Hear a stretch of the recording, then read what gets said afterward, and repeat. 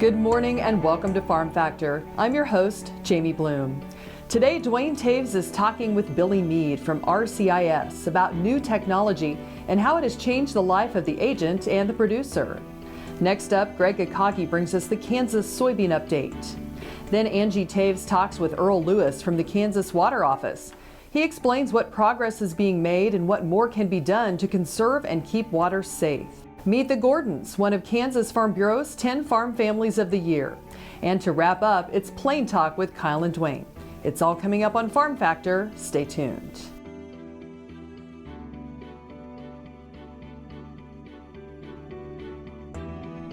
Closed captioning brought to you by Ag Promo Source. Together we grow.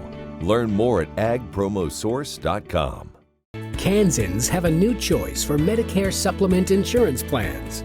With Medicare supplement insurance plans from Kansas Farm Bureau, you have access to 4 levels of coverage, affordable rates, and service from an organization that's served Kansans for more than 100 years. For more information on Kansas Farm Bureau Medicare supplement plans, including rates and to apply, visit kfbhealthplans.com.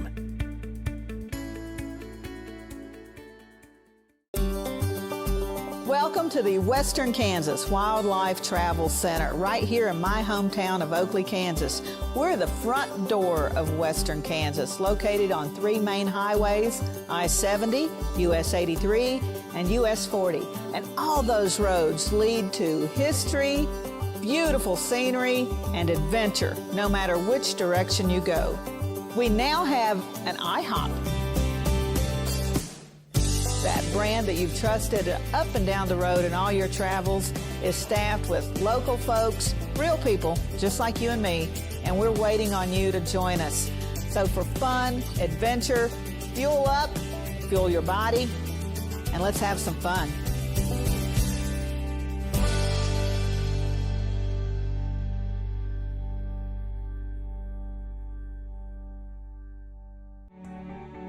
This segment brought to you by Kansas Farm Bureau, the voice of agriculture. To join today or for more information, go to kfb.org or find us on Facebook and Twitter. Welcome to Farm Factor. Up first today, Duane Toews talks technology with Billy Meade of RCIS. Duane Toews joining him once again on the program. A chance to catch up with Billy Meade with RCIS, talking about the technology side. Billy, an organization really that's meant to try and make things easier and more streamlined for growers, particularly growers, agents, and the crop insurance world. There's a lot of technology out there today that wasn't there 20 years ago. Yeah, it's an ever-expanding opportunity to really look at how we can make the agent's life and the policyholder's life easier from a crop insurance standpoint. And you're right, there's all kinds of new technologies. When you think about satellite imagery, weather data, just the technology that's in the tractors and equipment that's out there in the field, it's a whole new world. We'll talk a little bit about how we make that happen. Ideas typically are easy. Implementation sometimes is hard. You know, it is a challenge. There's no real global standard from an agricultural equipment standpoint of how we get the data off most of the equipment that's out there in the field. So a lot of different color equipment out there, a lot of different standards for each of those colors. What we try to do is we partner with some of the leading vendors in the industry to see, hey, how can we, regardless of color, leverage conversion engines to take that data, standardize it across, and use it for acreage reporting and APH, what's important for us as an insurance carrier and to our agents and policyholders. We think about the opportunity to do that and eliminate mistakes and errors, I think, is probably a big thing when we can do that and be more accurate in acreage reporting and yield to go along with that. It's a truer system for all involved. Right. When you think about the opportunity that some of the modern-day mapping systems combined with the equipment in the field, the GPS locations built into those tractors, and the quality of measurement that you get, there's some RTK systems out there from a GPS standpoint that are accurate within 2 to 3 inches of where that position is in the field. So leveraging that type of data, the quality of that information for an acreage reporting and an error reporting kind of functionality is truly a deliverable that's a great opportunity in the field. It makes it simpler for our policyholders, a more accurate depiction of the acres, and a better yield result when you use the combine yield monitors and information that comes from that equipment. We've seen from the providers, the agency individuals with crop insurance that have been working with producers, a lot of these things have been evolving over time. Right. So if you look, RCIS really implemented precision farming in 2012. And since then, there's been a lot of movement, but we really took a push out in the marketplace last year, and we increased our precision farming upload acres by 400%. So that was a huge year for us from a precision farming standpoint. Now, we have some additional data elements that we're looking at. Again, our goal is to how to make it easier for our policyholders and our agents to process that business. And that ultimately gets them back to doing what they need to do. They need to be concentrated in the fields, on the farms, doing what's important to those policyholders and to those agents in growing their business. Ultimately, it's kind of shocking the percentage of acres that are covered at this point under some kind of a policy. Right. You think you look at the marketplace, it's really, most of the country is covered with a crop insurance policy. So leveraging that data for insurance purposes is something that's easy to take advantage of. Some new areas in growth that we've seen is honestly like PRF, pasture raised forage land. There's not a lot of that marketplace covered. That, along with some of the new livestock programs, we see that as a good growth opportunity for our agents and additional protection and coverage for the policyholders. All right, thanks to Billy Meade joining us here on the program. Jamie, we'll send it back to you. Thanks, Duane. After the break, it's this week's Kansas Soybean Update. Stay tuned.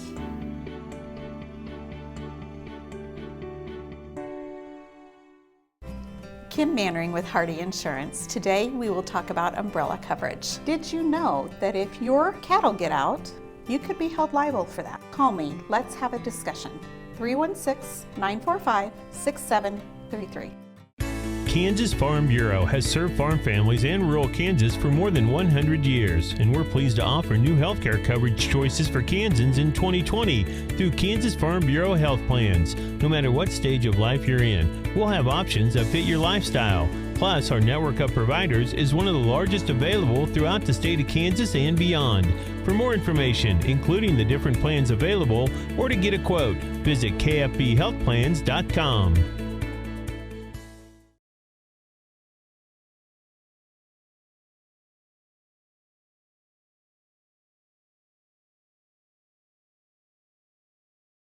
This segment brought to you by the Kansas Soybean Commission, the Soybean Checkoff, progress powered by Kansas farmers. Welcome back to Farm Factor and the Kansas Soybean Update.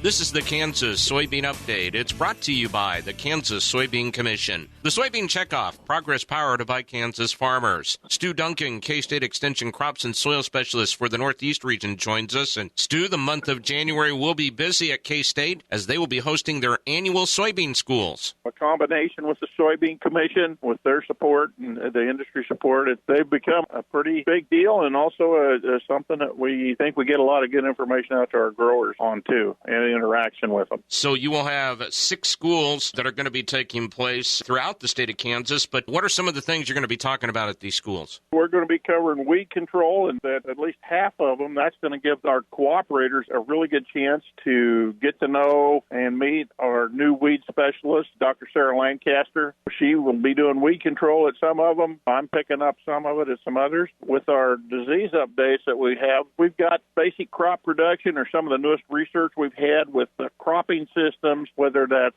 row spacing or combinations of row spacing with other things like weed control, insect updates with Dr. Jeff Whitworth, Dr. Ignacio Ciampedi. He'll be working on with the crop production as well. Soil fertility discussions, we're really fine-tuning some things, and we'll have some market updates on several of these too. So we start in Smith Center on the 13th and do that one in Salina in the evening. There's one the next day at Mulvane, and then the 21st to 22nd of January, the 21st, we will be in Emporia in the afternoon, evening, and then the 22nd of January in Atchison in the morning, and in Marysville in the evening up there. Schools are free to attend, and you'll either be treated to lunch or dinner at each of these events. What's the best way for them to register for the events? They can register on site, but we would really appreciate it if they pre-registered, simply because of the meal count we need to have. They can do that. There's an online registration registration at K-State soybean schools, or they can email or call their nearest local research and extension office, whether it's their district office or their county office, for the location that they want to attend.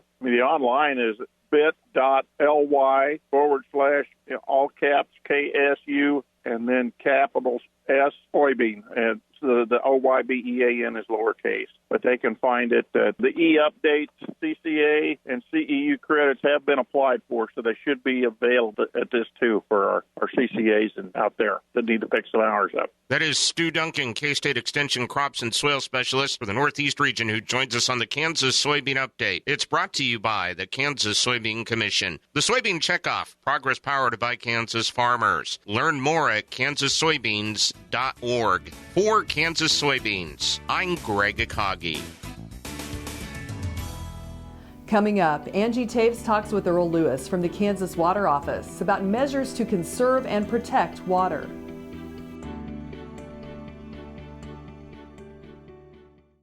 Sure Crop Fertilizers was started by my father, Don Sherman, and my mother, Shirley Sherman. Family business that started in the 80s. We predominantly focus on plant nutrients and what we can do to give growers better responses with the fertilizer dollars that they do, and what we can do to make those things work better for the grower.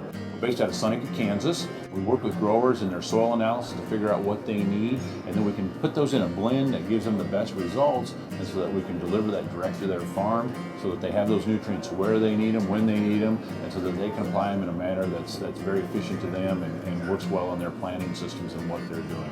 Sure Crop Fertilizers has been around for a long time. We always say we're big enough to take care of everything you need, but we're small enough to do it quickly. You can get a hold of us at 1-800-635-4743. Our website is surecropfertilizers.com, and you can always email me at Corey@surecropfertilizers.com, and with any questions you have, we're glad to answer it and work with you. Kansas Corn reminds you that E15 fuel is the right choice for every kind of driver. For the car enthusiast, E15 has higher octane. For the thrifty driver, E15 is priced lower than regular unleaded. For the nature lover, E15 provides cleaner air. For the shopper who buys local, E15 has more ethanol from our Kansas corn farms. Choose E15 for a higher octane, lower price, cleaner American fuel. Message from the Kansas Corn Commission. Learn more at kscorn.com. This segment brought to you by Sure Crop, liquid crop nutrition delivered right to your farm. We're back. Now Angie Toews is with Earl Lewis from the Kansas Water Office. Angie Toews joining you with KFRM with Earl Lewis, and we're discussing the water policies and where you've come. Kansas has a great vision, and they've been doing this for 5 years now. And where are we at on that vision?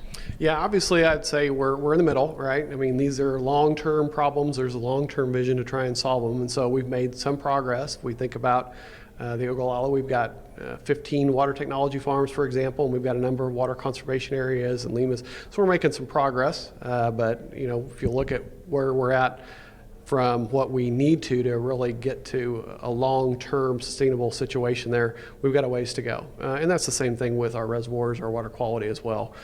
Progress, but frankly our progress is pretty slow. We've got a long way to go. And where do you see progress going at this point? Well, again, I think if we look at our groundwater situation, the answer is pretty simple, right? We're taking out more water than Mother Nature's putting back, and so we got to reduce that. And so the how do you get that answer implemented is what makes difficult. And as you know, there's thousands of farmers out there that are taking part in that activity, and so we need more of those folks to buy in. And so it's kind of a one person at a time or one area at a time, trying to educate folks on how they can be more productive and make money while conserving water. And again, it's the same thing as we move to eastern Kansas, whether it's nutrients or sediment, how people can keep that sediment and nutrients on their property and make money, maybe even more than they have in the past, and help out the resource as well. Now, do we see more tech farms coming in the future and more irrigation savings? Yeah, we continue to expand. We started out 4 years ago with 3 tech farms, and now we're up to 15, and we're currently looking for some additional farms for next year. And so if there's folks that are interested in participating, give our office a call. We can try and hook you up with the right staff member and see if it's a good fit for you and a good fit for us. Now, is there certain requirements that they have to have for those tech farms in order to get started? Yeah, and so each one's a little different because each individual producer's situation is different, and so we try and tailor what happens on their farm to their situation in their region. But certainly, if we're in an area that we have a declining resource, then we want that person to be invested. If you're going to get the state dollars as part of this deal, then we want to see that there's going to be commitment on the water conservation side as well. And that's really about the extent of it, because again, we don't know which technologies are going to work. That's the whole point of this exercise and this effort. And so we want to keep that as flexible as we can so that we get those private companies bringing their technology in, and we get the producers comfortable with those technologies that they think will work for them.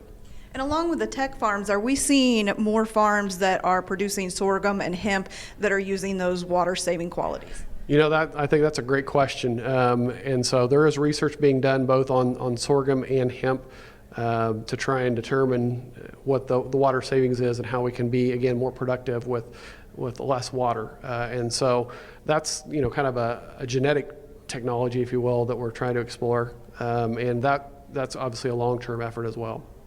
And if we continue on the path that we're on, what do we see in the next few years? Well, we talk a lot about the problems because that's kind of the nature of the business that we're in.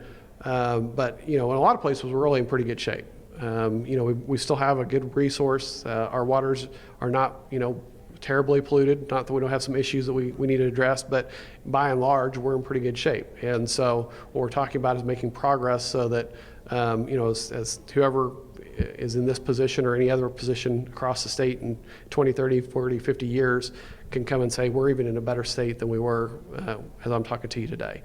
And so, I think getting more and more people involved, understanding that we're trying to work with folks rather than work at them is I think, where we're going to make the most progress. And now that we're getting more people on board, is the funding becoming easier, or are we still kind of stuck? Yeah, funding's always tough, as you'd expect, and as probably as it should be, right? We want to make sure that whatever we're putting before the legislature and the taxpayers is valid projects that make a difference and should be taxpayer funded. And obviously there's a lot of demands on the state dollars, whether that's education or maybe Medicaid expansion and transportation and all those other things that are really bigger ticket items. And so trying to make sure that we get water seat at the table, if you will, is always difficult, and trying to balance the state budget's a tough thing for legislators to do. All right, well, thank you for your time. Angie Toews with Earl Lewis. Thanks, Angie. Come back after the break for this week's Kansas Farm Bureau update.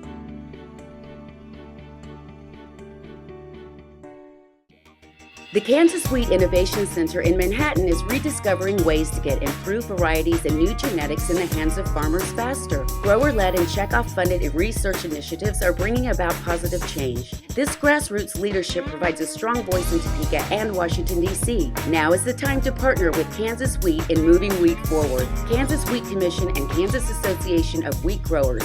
Farmers investing in their future and yours. Log on to rediscoverwheat.org. Kansas Farm Bureau has served farm families in rural Kansas for more than 100 years. We're pleased to offer new health care coverage choices for Kansans in 2020 through Kansas Farm Bureau health plans. No matter what stage of life you're in, we'll have options that fit your lifestyle. Plus, our network of providers is one of the largest available throughout the state of Kansas and beyond. For more information, including the different plans available, or to get a quote, visit kfbhealthplans.com. This segment brought to you by Kansas Farm Bureau, the voice of agriculture. To join today or for more information, go to kfb.org or find us on Facebook and Twitter. Welcome back to Farm Factor and the Kansas Farm Bureau update.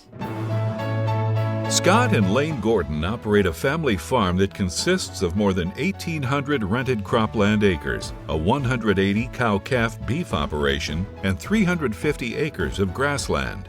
Scott took over the family farm after his father passed away in 2011. At the time, he was also working as an agriculture extension agent. After 2 years of doing both jobs, the family decided it was time to devote all his efforts to the farm. Scott has served on the Montgomery County Board as vice president for 2 separate terms. In addition, he has served on the State Environmental and Natural Resources Committee for several years. Lane and Scott have also attended the President's Trip in Washington, D.C. Together, Scott and Lane support their community in many ways. The couple is active in their local church, where Lane has served as the treasurer of the Holy Name Altar Society, and Scott serves as a rosary lector and Eucharistic minister. In addition, they are involved in the local 4-H program, where they sponsor numerous awards and support the 4-H food sales and livestock premium sales. The Gordon family believes that Farm Bureau is essential in educating consumers regarding the production of the safest, most abundant food supply in the world. Stay with us. We'll be back after the break with Plain Talk.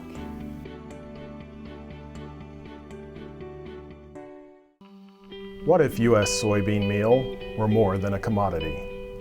If seed companies and the soybean checkoff built a better variety? That future is here. The time is now.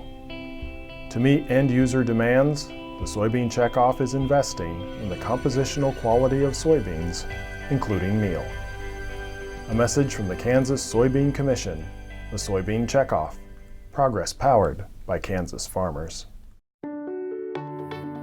Hello, I'm Dr. Frank Lyons from Kansas Regenerative Medicine Center here in Manhattan, Kansas. Darrell was one of our patients that we did about 7 months ago.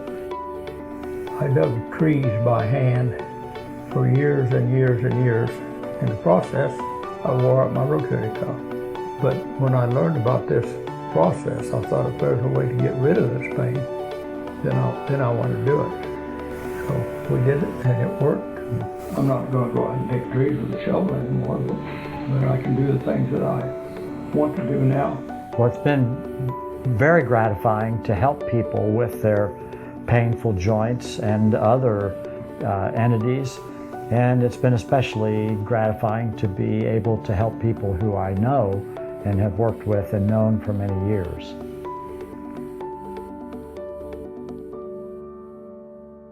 This segment brought to you by Santa Fe Trail Meats in Overbrook. Let us help feed your family. Welcome back. Now let's see what Kyle and Duane are up to on Plain Talk. Hi, this is Kyle Bauer with Plain Talk. Or with Toews, Duane, Allen. I feel all out of sorts. I know, isn't that weird? Nobody does. Nobody introduces. Toews, Duane Allen. Yeah. Here for service, sir. Do they do that in the military? No, but I'd like you to do it. Oh. Every time I call your name, I want you to say, not Duane likely. Allen. Here for service, sir. Not likely to happen. I Your fact or fiction question of the day, Kyle Bauer. The electric chair used for execution was developed by a dentist. Fact or fiction? I honestly thought it was developed by Thomas Edison. I'm going to go with fiction. It says it's true. Huh. Alfred Southwick. I'll be darned. You know, Alf. Southwick. It's Hey, I heard a good one the other day that I thought was apropos. My dad was so tough. When I was 5, I died, and he made me just walk it off. To walk it off. Walk it off, boy. Get back to work. Yeah. The best one I heard recently came from a individual in the medical field that dealt with unruly type individuals. Okay. In that kind of a setting. Well, isn't everybody when they're in the medical? I mean, when you're a patient, it's kind of at the worst time in your life. Yeah. Well, some of them come in and they're not very respectful to those around them. And right. This individual informed a particular patient that don't let that tongue of yours get your teeth knocked out. Golly. So there you go. Yeah. Well, think about it anyway. About that How'd you get your teeth knocked out? My tongue did it. My tongue did it. That's pretty good. Yeah. We've talked about countries with large populations. Yes. But what is the largest country by land area? Land area? Land area. Don't be looking up there, boy. I know. We have a world cheating. map on And the wall. every area over there, don't be looking up there either. Yeah. So you can look up there. You can't read that. Now, The United we haven't States, talked about this, The have United we? States is big. It's Canada is big. All right, so your Russia is big. All right, so you're narrowing them down or you're clicking them off? I'm trying to think of how to put that in order without looking over so there you're at the saying wall. there's in the top 3. And China you're saying is big. Boy, you're yeah. But boy, Brazil is sizable. Wow, look at you. I mean, I'm surprised you can name that many countries, let Yeah. alone big ones. I'm going to go land area. Well, so in that I'm going to go to the United States. Number 1? Yeah. No, we're number 3. 3? We're number 3 by 40% less than number 1. 40%? Less than number 1. There's somebody that's, I don't know if I get, it's less. It's not the same as they more. got all that up at the top. Russia is really long. Yeah. I'm going to go with Russia. Russia, they're the beast. I think there are 8 time zones. Really? Yeah. I was going to look up there now that I've answered. Oh, yeah, look at that, baby. Oh, it looks like dwarf. You could put like 4 it's of us bigger in than there. all of North America put together. Yeah. In fact, I'm not so sure it's not as big as, well, I was going to throw in South America there, but it's as big as Africa, don't you think? Oh, yeah. From one end to the other, it's a different shape. Okay, that's number 1. Canada's number. Oh, whoop, whoop. Nope. China is number 2. China's 2? Yeah, but you had rolled them in there. Yeah, you said they were. I in would the have put them group. 4th. So. Right, but no, they're number 2, and the United States really is right there with them. I mean, it's insignificant, the difference in landmass. And number 4, Canada. Yeah. And by the way, number 5. Is it South America? It's Brazil. Yeah, look at you. Look at you. Geography was obviously something. I wasn't you paid really attention. good at it, but you paid attention. But anyway. I kind of paid attention. Well, and you like to color, right? So you color in those different colors. Yeah, absolutely. You got to do something to fill in the hour. Thanks for joining us. I'm your host, Jamie Bloom, and I hope you enjoyed today's show. See you next week on Farm Factor. Closed captioning brought to you by Ag Promo Source. Together we grow. Learn more at agpromosource.com.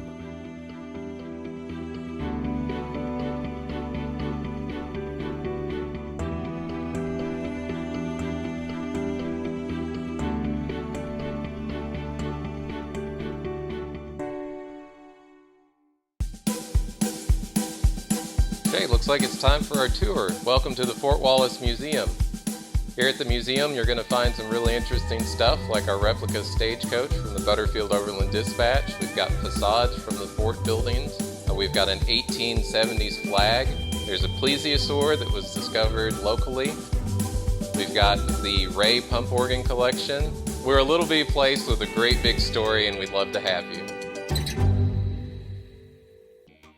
The Kansas Wheat Innovation Center in Manhattan is rediscovering ways to get improved varieties and new genetics in the hands of farmers faster. Grower-led and checkoff-funded research initiatives are bringing about positive change. This grassroots leadership provides a strong voice in Topeka and Washington, D.C. Now is the time to partner with Kansas Wheat in moving wheat forward. Kansas Wheat Commission and Kansas Association of Wheat Growers. Farmers investing in their future and yours. Log on to rediscoverwheat.org. Kim Mannering with Hardy Insurance. Today we will talk about employee safety and work comp coverage. On your farm, do you ask your friends to come help?